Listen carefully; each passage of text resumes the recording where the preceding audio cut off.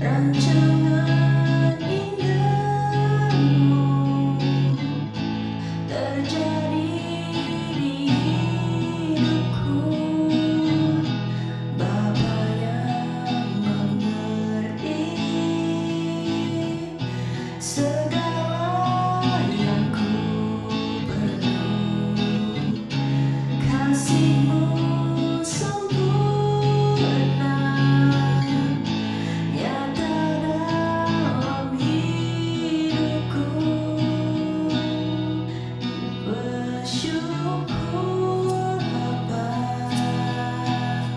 ku bersyukur Tuhan, buat kasih setiamu di dalam hidupku. Ku bersyukur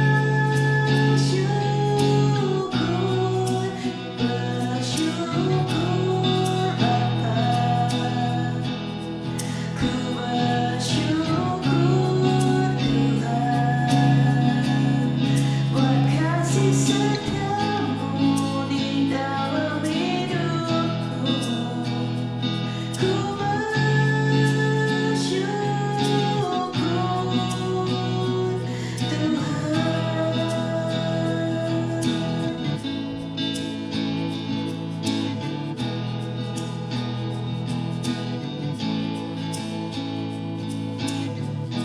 Banyak yang Kau perbuat di dalam hidupku. Rancangan indahmu terjadi di hidupku, Bapa yang mengerti segala yang ku perlu. Kasih-Mu sempurna nyata dalam hidupku. Ku bersyukur Bapa, ku bersyukur Tuhan, buat kasih setiamu di dalam hidupku. Ku bersyukur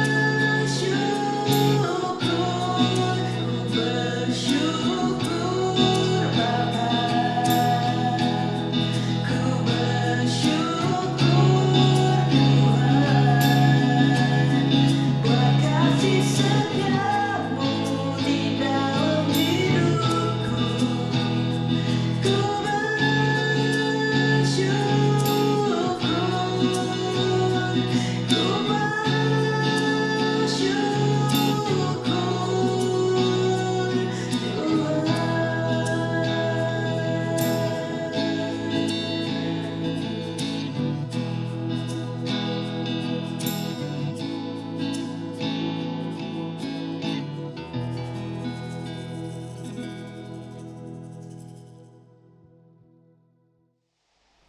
Shalom, selamat pagi dan salam sejahtera kepada saudara dan saudari yang dikasihi di dalam nama Yesus Kristus.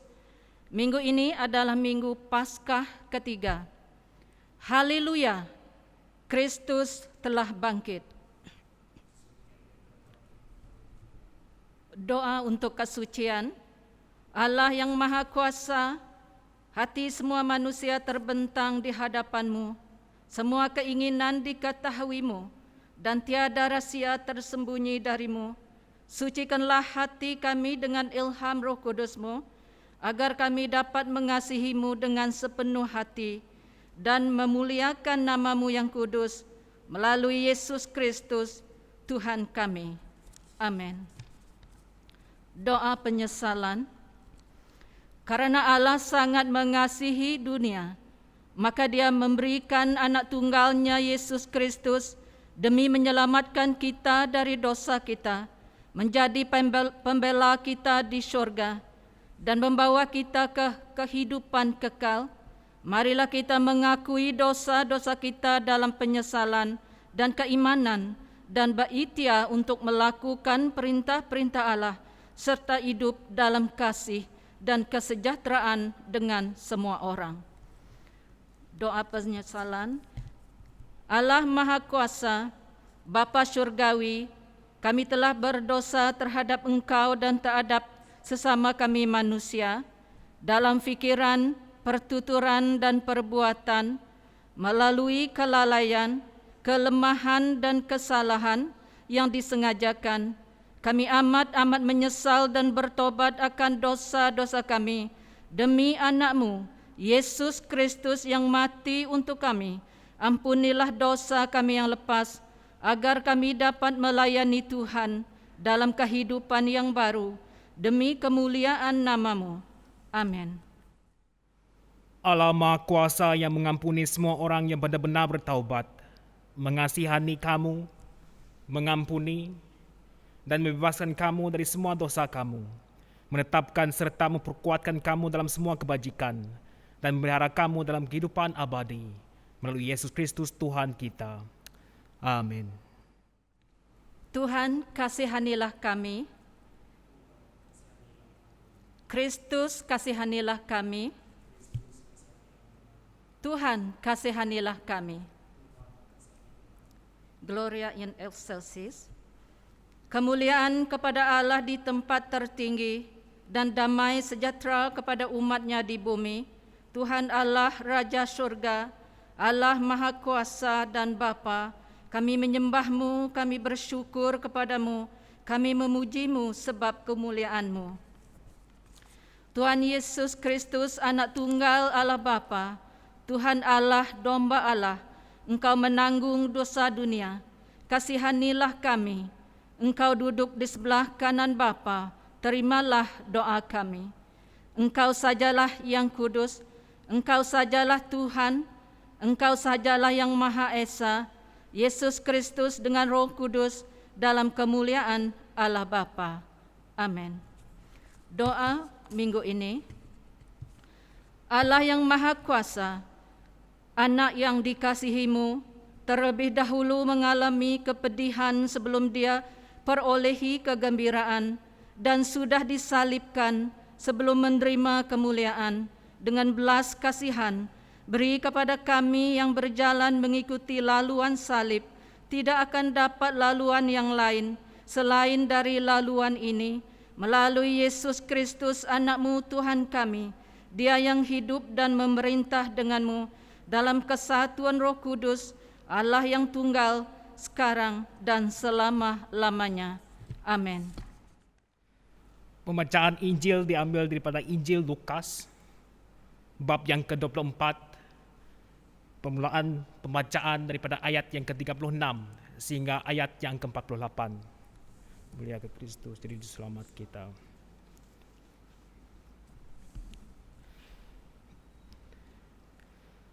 Sedang mereka bercerita tentang perkara itu, tiba-tiba Yesus berdiri di tengah-tengah mereka dan berkata, "Sejahteralah kamu." Mereka terkejut dan ketakutan kerana menyangka mereka nampak hantu. Tetapi Yesus berkata kepada mereka, "Mengapa kamu takut? Mengapa hati kamu ragu-ragu? Lihatlah tanganku dan kakiku. Inilah aku. Jamahlah aku, maka kamu akan tahu bahawa aku bukan hantu, kerana hantu tidak mempunyai daging atau tulang, sedangkan aku mempunyainya." Yesus berkata demikian sambil menunjukkan tangan dan kakinya kepada mereka. Mereka masih tidak dapat percaya kerana terlalu gembira dan hairan.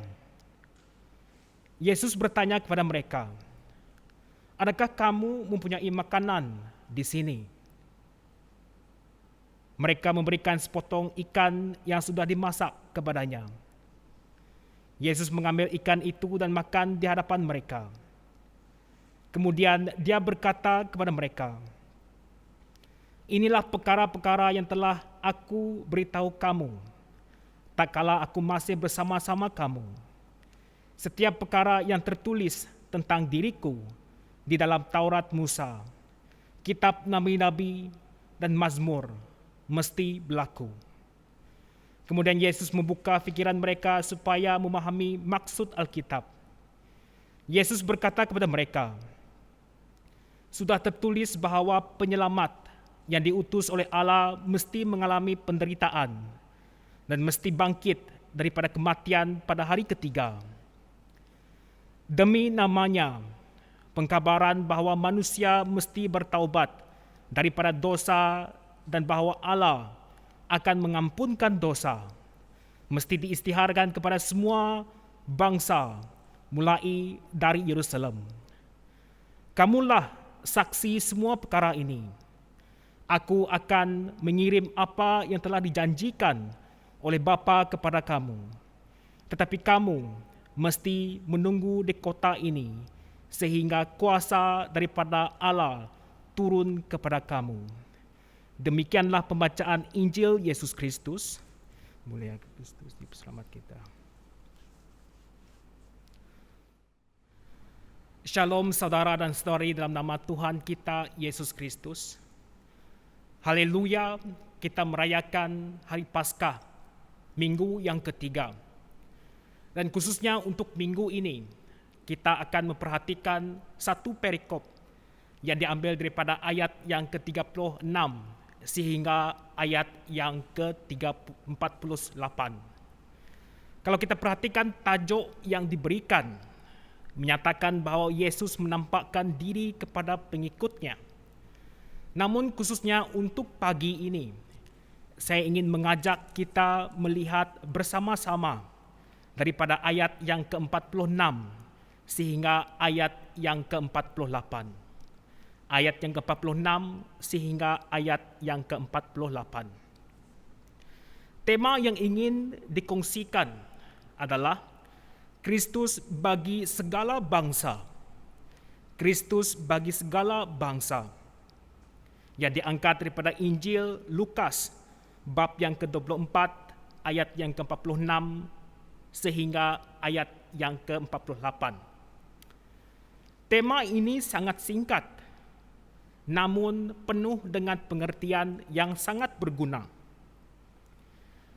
Meskipun 4 kata dalam tema ini merupakan intipati dari sejarah dan masa depan kehidupan, dunia sedang terus bergerak menuju titik akhirnya yang ditentukan oleh kebenaran tema ini. Secara intipati, tema ini membincangkan tentang kebenaran dasar dari hakikat Injil, yaitu mengenai teks dan konteks Injil. Kristus adalah teks yang tidak pernah berubah ataupun unchangeable. Sedangkan segala bangsa adalah konteks yang sedang dan terus berubah. Dr. Lukas mencatat Injilnya tentang peristiwa-peristiwa Yesus secara susunan peristiwa yang sangat teliti. Lukas menempatkan Yesus dalam konteks sejarah yang dinyatakan di dalam Lukas bab yang pertama ayat yang kelima dan juga bab yang kedua ayat yang pertama sehingga ayat yang keempat, di mana Yesus memperkenalkan pengertian sejarah dari segi keselamatan. Yesus sendiri merupakan intipati dan nilai sejarah. Lukas menandai 3 kisah sejarah ini, yaitu yang pertama masa Israel, di mana hukum Taurat dan kitab para nabi berakhir pada zaman Yohanes Pembaptis sebagai nabi terakhir, yang dinyatakan di dalam Lukas bab yang ke-16 ayat yang ke-16. Yang kedua, masa Yesus sebagai pusat sejarah, di mana Yesus telah datang dan dia akan mengarah ke akhir sejarah penyelamatan, kemudian akan menghakimi yang hidup dan yang mati. Kedatangannya juga ditandai dengan berbagai kejadian seperti yang dinyatakan dalam Lukas bab yang ke-21 ayat 5 sehingga ayat yang ke-38. Yang ketiga, yaitu masa gereja. Masa di mana Injil dan Roh Kudus telah diberikan kepada atas namanya dan rohnya. Hal ini dicatat baik dalam Injil Lukas maupun Kisah Para Rasul. Masa gereja telah dipastikan bila akan berakhir, yaitu masa sekarang. Daripada ayat 46 sehingga ayat yang ke-48, kita akan melihat poin-poin yang penting. Poin yang pertama diambil daripada ayat yang ke-46. Yesus Kristus telah menderita, mati, dan bangkit bagi segala bangsa. Saya ulangi, Yesus Kristus telah menderita, mati, dan bangkit bagi segala bangsa. Meskipun manusia telah berdosa, Allah telah menempatkan sejak semula rancangan penyelamatannya atas manusia yang berdosa. Di sepanjang perjanjian lama, Tuhan telah mengirim utusan-utusannya, yaitu para patriark, hakim-hakim, nabi, imam, dan raja. Namun semua utusan itu ditolak dan dibunuh oleh manusia yang berdosa. Dan kemuncaknya, dan ini merupakan cara yang terakhir, Allah mengutus putranya sendiri yang tunggal ke dalam dunia. Dan ini adalah cara yang telah ditetapkan oleh Allah karena besarnya kasih-Nya kepada manusia, seperti yang dinyatakan di dalam Yohanes bab yang ketiga ayat yang ke-16. Dalam rancangan karya keselamatan itu, Allah melalui nabi-nabinya telah menubuatkan mengenai kedatangan, penderitaan, hingga kematian Kristus. Kalau kita perhatikan daripada rujukan Alkitab di dalam Maikah, bab yang kelima ayat yang pertama, dan juga Yesaya, bab yang ke-52 ayat 13, sehingga bab yang ke-53 ayat 12. Dalam Injil Lukas mencatatkan sebanyak 7 kali Yesus menegaskan nubuat para nabi tentang dirinya. Misalnya, di dalam Lukas bab yang ke-18, ayat yang ke-31 sehingga ayat yang ke-33, Yesus menyatakan, "Sekarang kita pergi ke Yerusalem, dan segala sesuatu yang telah ditulis oleh para nabi mengenai Anak Manusia akan digenapi. Sebab Ia akan diserahkan kepada bangsa-bangsa, dan mereka menyesah dan membunuh Dia." Tentang penderitaan dan kematiannya, Lukas mencatat sebagai suatu yang harus terjadi atau dijalaninya, sebagaimana yang telah dinubuatkan. Ahli teologi yang bernama John Stott mengatakan, mengapa hal ini harus terjadi? Jawabannya, hanya kerana Allah telah merencanakannya. Ini kerana Lukas mencatat dari awal hingga akhir dalam Injil Lukas dan Kisah Para Rasul, semua mengarah kepada satu tujuan Allah, yaitu keselamatan melalui penderitaan Kristus. Bukan sahaja telah diajarkan oleh Yesus, tetapi telah dinubuatkan oleh para nabi. Kisah Para Rasul bab yang ketiga ayat yang ke-18 oleh para malaikat. Lukas bab yang ke-24 ayat yang ke-7 dan oleh Rasul Paulus. Kisah Para Rasul bab yang ke-17 ayat yang ke-3. Dan itu merupakan yang pertama, yaitu Yesus Kristus telah menderita, mati dan bangkit bagi segala bangsa, terutama sekali untuk saya dan Anda. Perkara yang kedua, demi nama Kristus, berita pertaubatan dan pengampunan dosa bagi segala bangsa. Ayat yang ke-47. Lukas berulang kali menyebut Yesus sebagai Mesias atau Kristus. Mesias artinya yang diurapi, the anointed one. Dalam perjanjian lama yang diurapi adalah para imam, nabi, dan raja. Sebelum mereka melaksanakan tugas yang dipercayakan, mereka itu harus diurapi. Pengurapan tersebut menjadi pengesahan khusus bagi orang-orang pilihan Allah dalam menjalankan tugas dari Allah. Yesus pun diurapi sebelum melaksanakan karya penyelamatannya. Begitu Yesus lahir ke dalam dunia, ia sudah disebut Kristus. Ketika berkhotbah pertama kalinya di Nazaret, ia menegaskan pengurapan Roh Kudus atasnya. Bab yang keempat ayatnya ke-18. Sayangnya, orang Yahudi telah mengalami perselisihan faham tentang Mesias dari maksud sesungguhnya.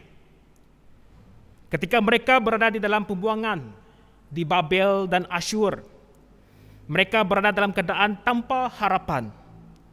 Dalam keadaan itulah mereka berharap bahwa Mesias yang dijanjikan akan datang adalah seorang yang sanggup melepaskan mereka daripada kekuatan dan dibelenggu oleh politik yang memperhambakan mereka.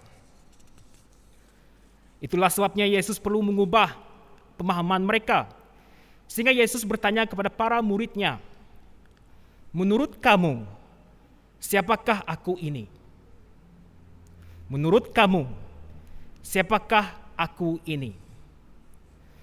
Petrus menjawab dengan pertanyaan, dengan pernyataan, "Engkau adalah Mesias dari Allah," yang dinyatakan dalam Lukas bab yang ke-9 ayat yang ke-20. Ini merupakan pengakuan kristologi yang luar biasa. Namun sayangnya tidak diikuti dengan konsep yang benar. Hal itu jelas dengan penolakan Petrus mengenai penderitaan yang akan dialami anak manusia. Baginya, Mesias adalah seorang tokoh yang hebat dan berkuasa yang mampu untuk melepaskan mereka dari belenggu politik bangsa lain. Dengan gambaran tentang Mesias seperti itu, bagaimana mungkin Mesias akan menderita seperti yang dilakukan oleh Yesus sendiri?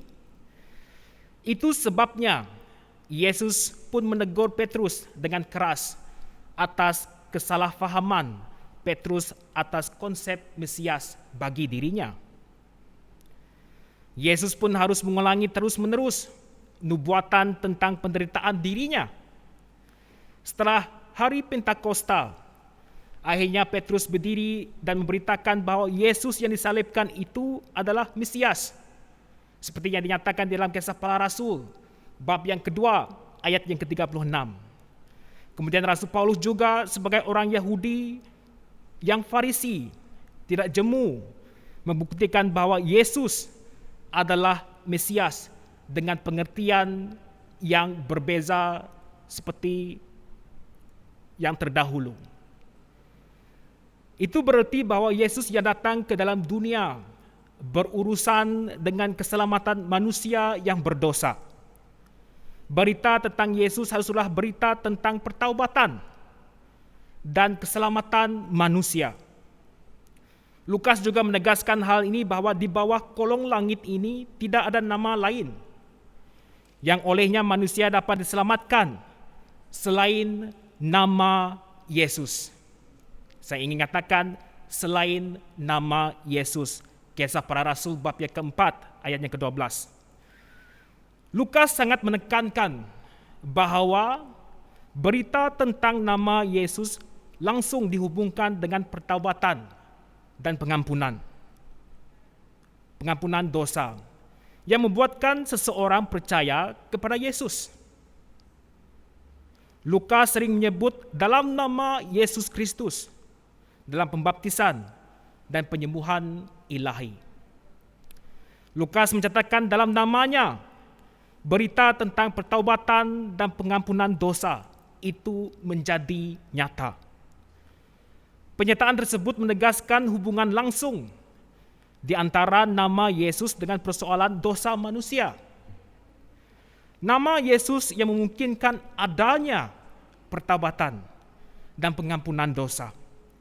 Ini juga menegaskan bahwa kedatangan Mesias tidak memiliki tujuan utamanya secara politik, melainkan secara rohani, yaitu penyelamatan manusia dari dosa. Ini juga nampak jelas dalam amanat agung Tuhan Yesus untuk memuridkan sekalian bangsa yang dinyatakan di dalam Matius bab yang ke-28 ayat yang ke-19 sehingga ayat yang ke-20. Untuk memuridkan dimulai dengan pemberitaan tentang pengampunan dosa, pertobatan, dan kemudian proses menjadi seorang murid Kristus secara berkesinambungan sepanjang hidup. Untuk menjadi murid Yesus Kristus, harus ada pertobatan daripada dosa. Dengan itu kita membiarkan Roh Kudus untuk mengiringi kita dalam apapun yang kita kerjakan. Yang ketiga, kita sebagai orang percaya menjadi saksi Kristus bagi segala bangsa. Ayat yang ke-47. Lukas menekankan bahwa berita pertaubatan dan pengampunan dosa itu harus disampaikan kepada segala bangsa. Kata harus hendaklah menegaskan sebuah kewajiban yang tidak dapat dihindari atau diabaikan. Akibat jika berita tersebut tidak disampaikan, akan ada korban manusia berdosa yang mati tanpa Kristus. Artinya, berita tersebut bersifat penting dan sangat mendesak. Apalagi jika dihubungkan dengan prasyarat kedatangan Kristus yang kedua kalinya, yaitu setelah segala bangsa mendengar tentang Injil Kerajaan Allah, barulah akan tiba kesudahannya. Matius bab yang ke-24 ayat yang ke-14. Dan persoalannya di sini, kepada siapa berita itu harus disampaikan. Lukas tegas menyebut segala bangsa. Ini bersesuaian dengan amanat agung yang menyebut semua bangsa sebagai target penyelamatan, khususnya keselamatan yang diberikan oleh Yesus Kristus. Secara mekanismenya, pemberitaan dilaksanakan di Yerusalem, Yudea, Samaria, dan sehingga hujung bumi. Kisah Para Rasul, bab yang pertama ayat yang ke-8. Saudara dan saudari, masih banyak lagi bangsa-bangsa yang belum terjangkau. Terjangkau bermaksud mereka masih belum mendengar tentang pemberitaan berita baik. Justru pemberitaan pertobatan dan pengampunan dosa sebagai berita yang masih relevan untuk diberitakan itu dinantikan oleh banyak orang yang haus akan kebenaran yang menyelamatkan. Siapakah yang harus menyampaikan berita pertobatan dan pengampunan dosa itu? Jawapannya adalah saya dan saudara dan saudari pada saat ini. Karena kita telah menyaksikan kebangkitan Tuhan Yesus Kristus, berarti bahwa berita baik yang disampaikan oleh Yesus Kristus itu adalah benar. Tetapi pada saat kita sahaja yang mengetahui hal itu, adakah ia adil bagi mereka yang belum mendengar dan menerima keselamatan itu? Dan tugasnya adalah kita semua yang menjadi saksi di atas kebangkitan itu. Karena Kristus adalah bagi segala bangsa. Penyataannya terakhir, yang keempat, orang percaya dilengkapi dengan kuasa, yaitu Roh Kudus, untuk menjadi saksi Kristus bagi segala bangsa. Untuk menjadi saksi Kristus, Kristus membekalkan kita dengan kuasa. Kuasa yang diberikan oleh Roh Kudus. Setiap pengutusan dan penugasan harus disertai dengan kelengkapan yang diperlukan untuk melaksanakan tugas itu. Demikian juga Tuhan Yesus. Ketika Ia menugaskan murid-muridnya untuk memberitakan kerajaannya, Ia pun memperlengkapi mereka dengan kuasa Roh Kudus. Sebelum mengutus murid-muridnya untuk menjadikan segala bangsa muridnya, Tuhan Yesus menegaskan, "Kepadaku diberikan segala kuasa di langit dan di bumi." Matius 28 ayat 19. Kata kuasa ataupun di dalam bahasa aslinya exousia adalah suatu authority daripada Allah yang tidak terbatas. Di dalam Kisah Para Rasul bab yang pertama ayat yang ke-8, Lukas mencatatkan pernyataan Tuhan Yesus kepada murid-muridnya sebelum naik ke surga. Kamu akan menerima kuasa kalau Roh Kudus turun ke atas kamu. Dan kata kuasa di ayat ini adalah dunamos dalam bahasa aslinya, yang bermaksud tenaga atau kekuatan dari Allah. Di dalam pasal 9 ayat yang pertama, Lukas menggabungkan kedua kata tersebut, yaitu tenaga dan kuasa. Berarti bahwa untuk menjadi saksi Kristus yang efektif, Yesus membekalkan kita dengan dunamas, yaitu tenaga, dan kuasa di dalam namanya. Dalam melaksanakan tugas sebagai saksi Kristus, maka orang percaya diperlengkapi dengan kuasa Roh Kudus yang akan diberikan melalui buah roh, yaitu Galatia bab yang kelima ayat yang ke-23, dan karunia roh. Buah roh terdiri pada 9 aspek, yaitu kasih, sukacita, damai sejahtera, kesabaran, kemurahan, kebaikan, kesetiaan, kelemah lembutan, dan penguasaan diri. Buah roh tersebut membentuk pribadi saksi yang semakin berkarakter Kristus. Sedangkan karunia roh merupakan alat atau senjata yang digunakan dalam pelayanan pemberitaan kerajaan Allah. Keduanya harus dikelola secara seimbang untuk menghasilkan tuaian yang maksimal dan berdaya saing secara kualitas dan kuantiti yang memberangsangkan. Saudara dan saudari dalam nama Tuhan kita Yesus Kristus, Yesus memberikan kita kualiti yang sangat berguna. Bahkan Dia telah memberikan kita bekal supaya kita menjadi saksi mata di dalam dunia yang kekelaman pada saat ini. Terutama sekali apa yang kita alami di sekeliling kita. Sakit penyakit yang semakin berjangkit, tetapi kita percaya di dalam kekangan ini kuasa Yesus harus dinyatakan. Tidak ada keterbatasan pada saat kita ingin menyatakan kebaikan Tuhan. Sebagai penutup, manusia telah berdosa. Kristus telah mati bagi dosa. Siapapun yang percaya kepadanya tidak akan binasa, melainkan beroleh hidup kekal. Karya salibnya harus diberitakan kepada segala bangsa, supaya setiap orang yang berlutut dan setiap lidah mengaku Yesus adalah Tuhan akan diberikan keselamatan untuk selama-lamanya. Saudara dan saudari adalah saksi Kristus bagi segala bangsa.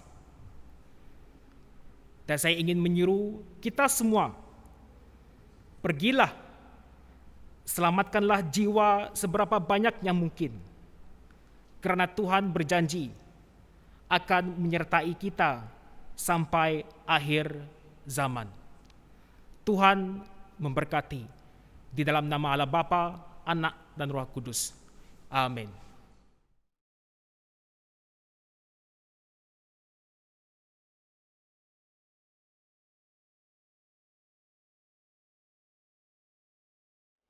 Pengakuan iman. Kami percaya kepada Allah yang tunggal, Dia Bapa yang Maha Kuasa, pencipta langit dan bumi, juga segala sesuatu yang kelihatan dan tidak kelihatan. Kami percaya kepada Tuhan yang tunggal, Yesus Kristus, anak tunggal Allah yang abadi, diperanakkan oleh Bapa, Allah daripada Allah, terang daripada terang, Allah benar daripada Allah benar, diperanakkan bukan dijadikan. Dia sama dengan Bapa, melaluinya segala sesuatu dijadikan untuk kita dan keselamatan kita. Dia turun dari sorga, oleh kuasa Roh Kudus dia dikandungkan oleh perawan Maria dan menjadi manusia. Demi kita dia disalibkan semasa pemerintahan Pontius Pilatus. Dia menderita, disiksa hingga mati dan dikuburkan. Pada hari ketiga, dia bangkit menurut yang dinubuatkan dalam Alkitab. Dia naik ke sorga dan duduk di sebelah kanan Bapa. Dia akan kembali dalam kemuliaan untuk menghakimi orang yang masih hidup dan yang telah mati, dan kerajaannya tidak akan berakhir. Kami percaya kepada Roh Kudus, Dia Tuhan pemberi hidup, yang datang daripada Bapa dan Anak, bersama Bapa dan Anak, disembah dan dimuliakan. Dia telah berfirman melalui para nabi. Kami percaya pada Eklesia yang satu, kudus, katolik dan rasuli. Kami mengakui satu pembaptisan untuk pengampunan dosa. Kami menantikan kebangkitan orang mati dan kehidupan di dunia akan datang. Amin. Doa syafaat.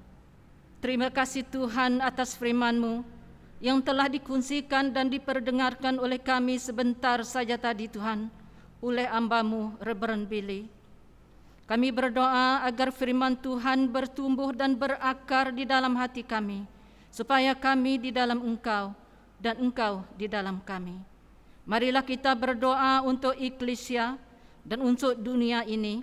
Marilah kita mengucap syukur kepada Tuhan Bapa atas kebaikan-Nya. Tuhan Bapa yang Maha Berkuasa, Bapa Surgawi kami, Engkau telah berjanji melalui anak-Mu Yesus Kristus untuk mendengar kami apabila kami berdoa di dalam iman. Bapa, terima kasih Tuhan, sesungguhnya janji-Mu iya dan amin. Di Diocese Kuching dan Brunei Darussalam, perkasakanlah Bishop Donald Judd dan penolong Bishop Nelson Ugas dan kesemua para pederi di seluruh gereja dalam diocese ini dan semua Eklesia-Mu dalam pelayanan Kristus, supaya orang yang mengakui nama-Mu dapat bersatu dalam kebenaran-Mu, menyembah-Mu Tuhan di dalam roh dan kebenaran akan membebaskan kami dari menjadi hamba kepada dosa, dan hidup bersama-sama dalam kasih-Mu dan memancarkan kemuliaan-Mu di dunia ini. Tuhan dengan belas kasihan-Mu,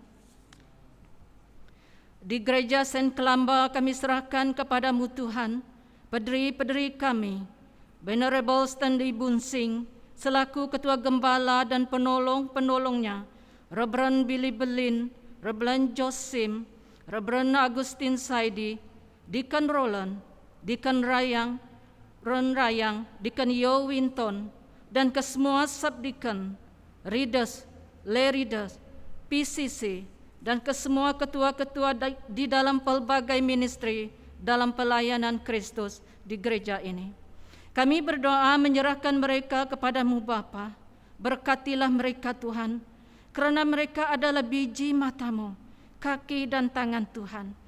Pimpinilah dan penuhilah mereka dengan kuasa Roh Kudus-Mu, agar apa yang mereka perbuat demi untuk memperkasakan kerajaan-Mu di bumi ini melalui pelayanan mereka di gereja Saint Columba, supaya ianya Tuhan berlandaskan dengan firman-Mu, dan juga Tuhan melayani-Mu dengan kasih, saling menghormati, saling mendorong di antara satu sama lain oleh kasih kurnia-Mu.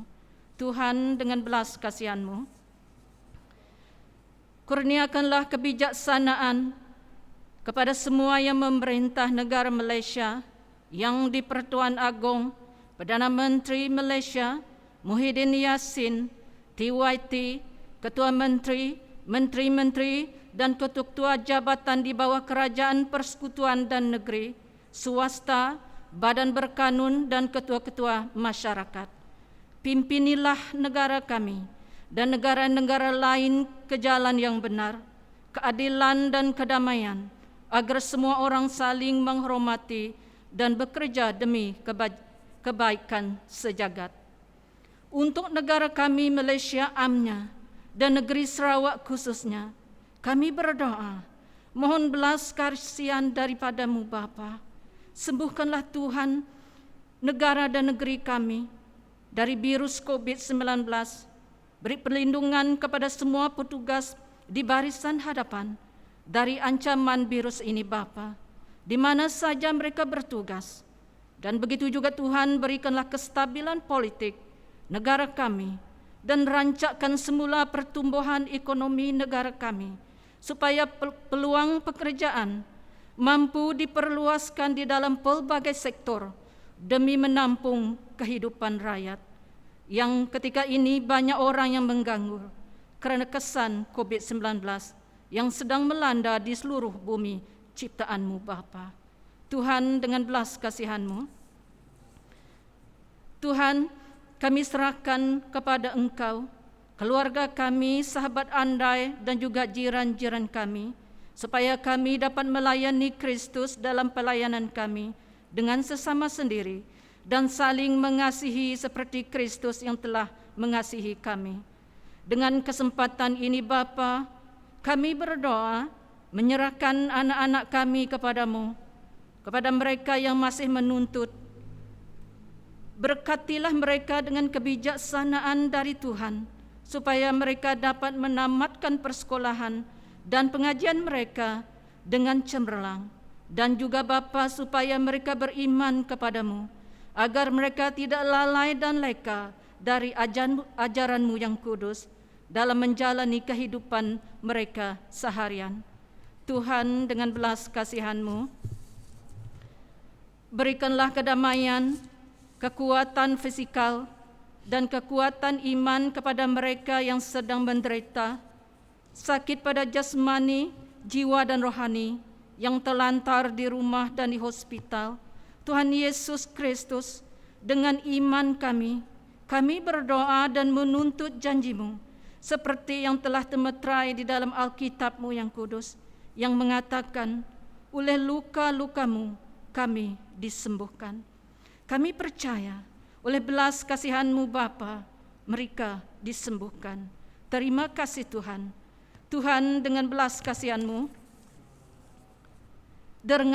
dengarkanlah kami semasa kami mengingati mereka yang telah mati dalam iman Kristus, terutama pada saat ini berada layang pit. Menurut janji-Mu, berikanlah kepada kami dan bersama-sama dengan mereka bahagian dalam kerajaan-Mu yang kekal abadi. Yesus Kristus, Engkaulah kebangkitan dan hidup, Alfa dan Omega. Dengan bersukacita di dalam persekutuan di Gereja Saint Klamba, dan juga dengan semua orang yang percaya kepada Engkau, kami menyerahkan diri kami dan juga semua orang Kristen kepada kasih-Mu yang tidak berubah. Sebut, Bapa yang Maha Pengasih, terimalah doa kami demi anak-Mu, Yesus Kristus, Juru Selamat kami. Amin. Marilah kita berdoa seperti yang diajarkan oleh Juru Selamat kita. Bapa kami yang di surga, kuduskanlah nama-Mu, datanglah kerajaan-Mu, jadilah kehendak-Mu di bumi seperti di surga. Berikanlah kami hari ini keperluan harian kami. Ampunilah dosa-dosa kami, seperti kami mengampuni mereka yang bersalah terhadap kami. Janganlah membawa kami ke dalam pencobaan, tetapi bebaskanlah kami daripada yang jahat. Kerana Engkaulah yang mempunyai kerajaan, kuasa dan kemuliaan, kini dan selama-lamanya. Amin. Allah kedamaian yang membangkitkan Tuhan kita Yesus Kristus, Gembala yang agung daripada kematian, menerusi darah perjanjian abadi, menyempurnakan kamu dalam mengerjakan segala yang baik demi kehendak-Nya, dan mengerjakan yang berkenan kepadanya dalam kamu. Lalu berkat Allah Maha Kuasa, Bapa, Anak, dan Roh Kudus menyertai kamu dan tetap bersamamu selalu. Amin. Pergilah dalam damai untuk mengasihi dan melayani Tuhan. Haleluya, haleluya.